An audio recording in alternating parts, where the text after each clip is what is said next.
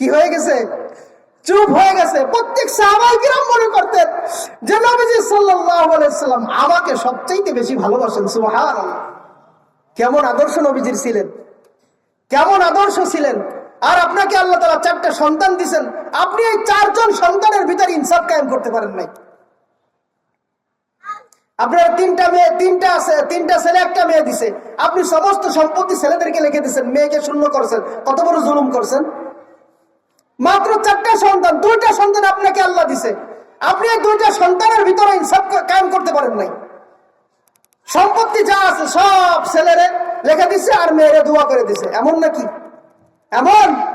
এই জন্য দেখেন নবীজি সাল্লাল্লাহু আলাইহি সাল্লামের আদর্শ গ্রহণ করেন, নবীজির জিন্দেগি আপনার আমার জীবনের সাথে সেট করেন।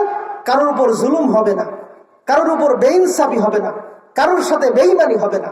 এই জন্য ভাই আপনার আমার আদর্শ, আপনার আমার জীবন, আপনার আমার জিন্দেগি চলবে কার তরিকায়? রাসূলুল্লাহর তরিকায়। কার তরিকায়? আমরা আল্লাহ তাআলার হুকুমকে মানবো কার তরিকায়? প্রত্যেকটা ক্ষেত্রে। নামাজের ক্ষেত্রে রাসূলুল্লাহ বলছেন সাল্লু কামা রাআইতুমুনি উসাল্লি, তোমরা নামাজ ওইভাবেই আদায় করো যেইভাবে তোমরা আমাকে আদায় করতে দেখো। নামাজ এটাও কার?